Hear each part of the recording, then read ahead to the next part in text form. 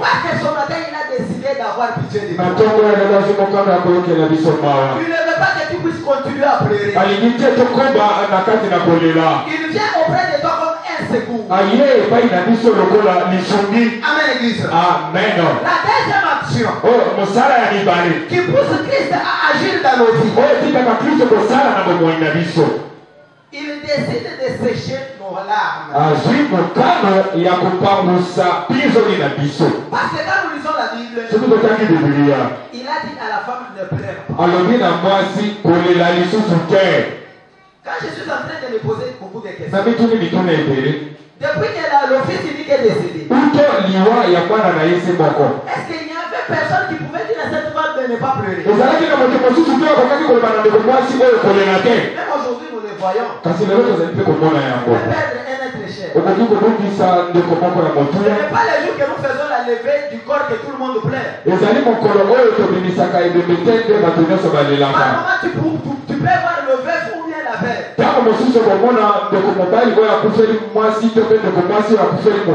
À côté du cercueil, mais il ne pleure pas. Est-ce que vous pouvez les condamner pour dire que pourquoi il ne pleure pas son mari?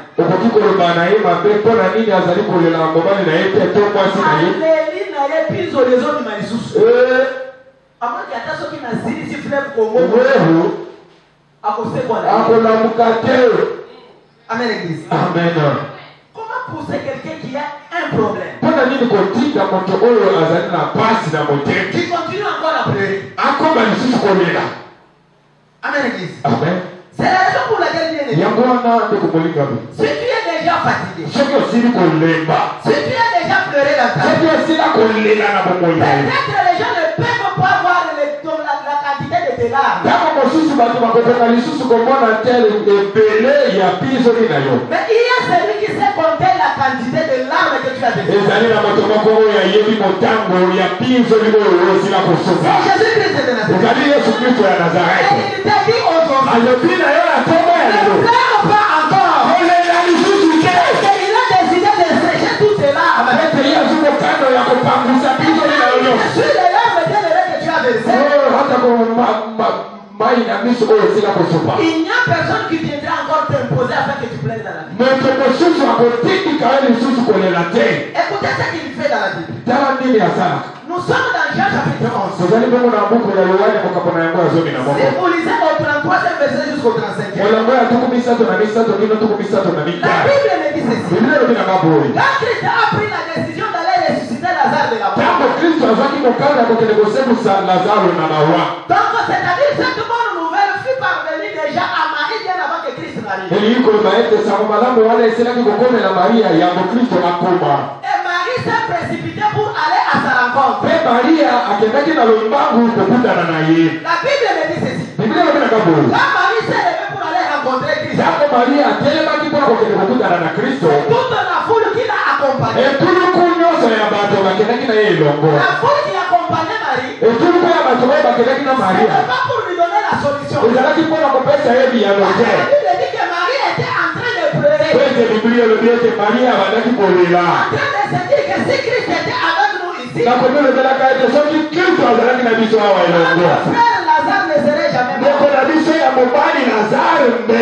Il avait du mal dans son cœur. Et son cœur était troublé par la mort de son frère. La foule disait que Marie est en train de pleurer parce qu'elle a eu un problème dans la vie.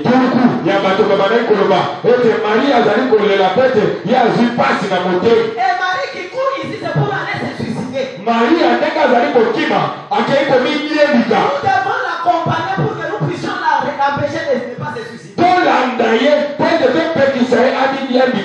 Mais il ne savait pas que Marie courait vers celui qui peut sécher.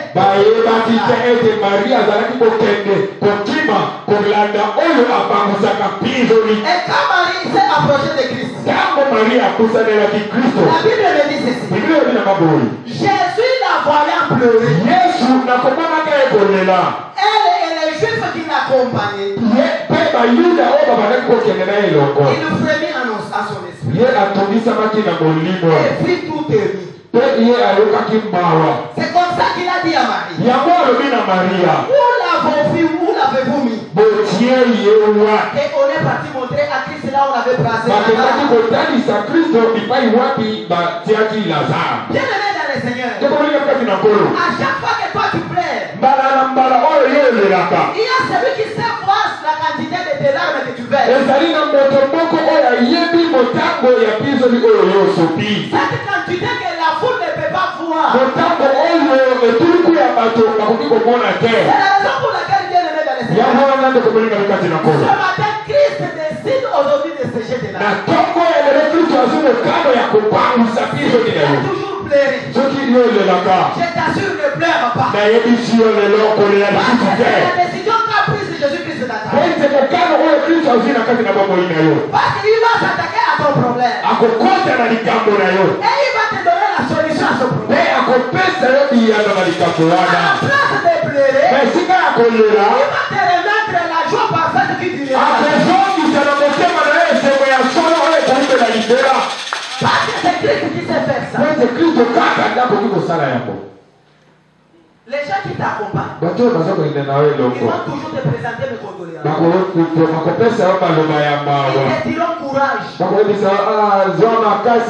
Ils ne seront plus en mesure d'aller sécher les larmes qui couleront pour toujours dans ton cœur.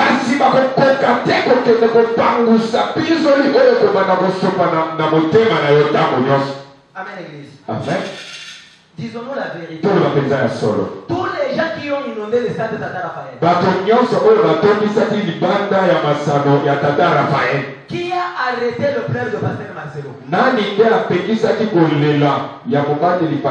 qui a empêché Maman Blanche d'être accompagnée au cimetière. Et si nous pouvons faire semblant, est-ce que jusqu'à la dernière minute de la vie du pasteur,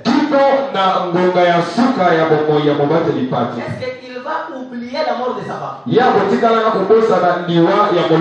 Même s'il se remarie aujourd'hui, c'est une souffrance qui reste pour toujours. C'est de même pour tout un chacun qui perd ses parents. Être cher dans la vie. Tu verras qu'il y a certaines blessures qui sont vraiment non cicatrisables.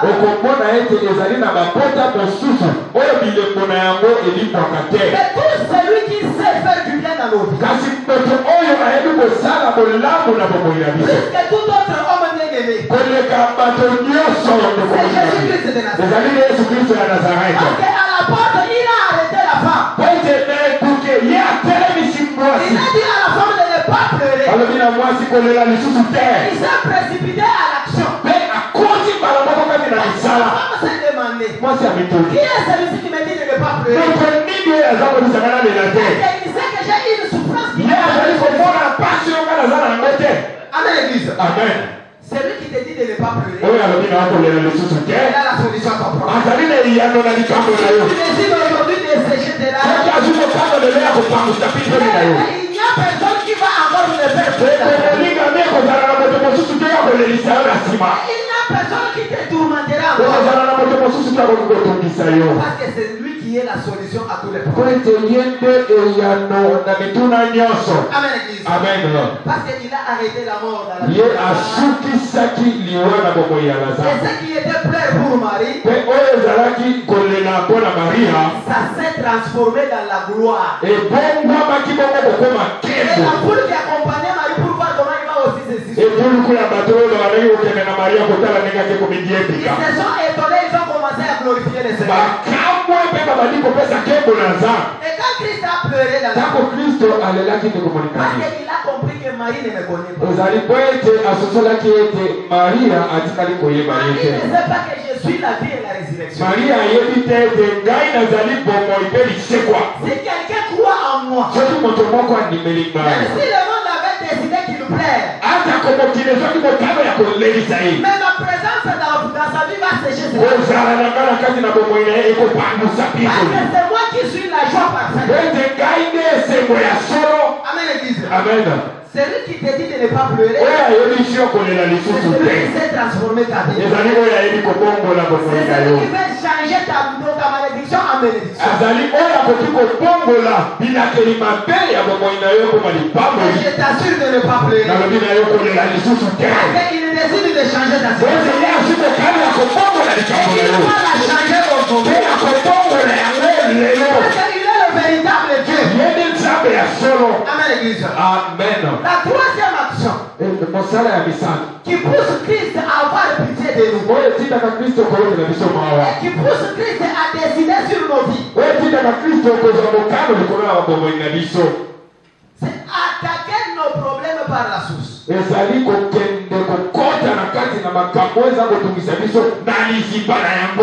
Amen, l'église. Amen. Quand Christ décide d'entrer chez toi, il sait pas le problème. Mais il sait que ton problème n'est pas le véritable problème. Il y a un autre problème qui fait que ce problème-là puisse habiter. Amen, l'église. Quand Christ décide de venir, il parle à la source des problèmes que tu as. C'est ce qu'il a fait l'ennemi. La Bible nous dit ceci. Quand il a dit à la femme de ne pas pleurer, Christ s'est précipité au porteur des cercueils. Il est là de s'arrêter. Il a commencé par arrêter celle qui portait les cercueils. Mais comme celle qui portait ce cercueil au cimetière n'avait pas de problème. Ils étaient là pour accompagner cette femme-là. C'est la raison pour laquelle Christ est parti toucher au véritable problème. Au verset 14, il a touché les cercueils.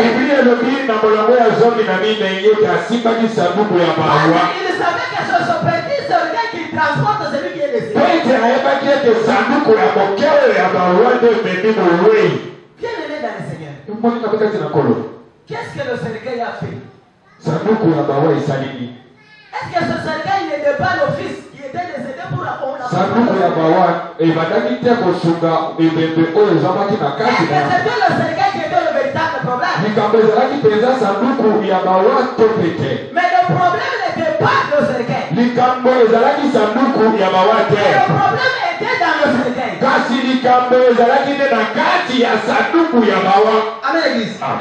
Parce que dans le cercueil, il y avait celui qui n'avait pas la vie.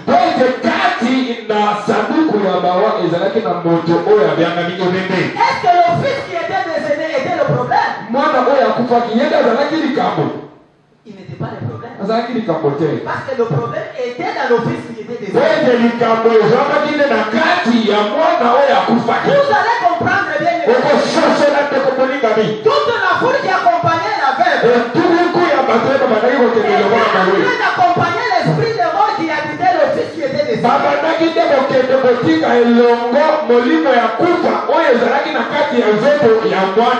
Cette souffrance qui avait frappé à la porte de la veuve. C'était a touché au cercueil. C'était pour arrêter la mort qui était dans le cercueil au-dedans du fils décédé.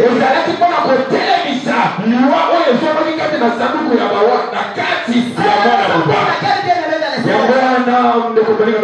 La Bible le dit ceci. Quand il les a arrêtés, il a parlé. Parce qu'il sait que sa parole a la capacité de ressusciter. C'est la parole de Dieu qui est puissante de changer même nos situations.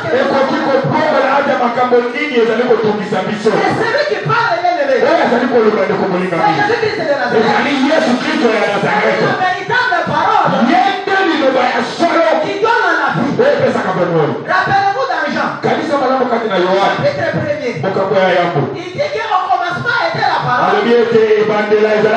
La parole était avec Dieu. La parole était Dieu.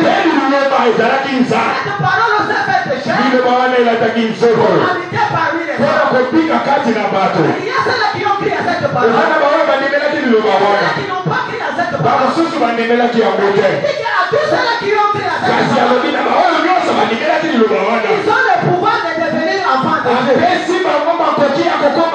nzambe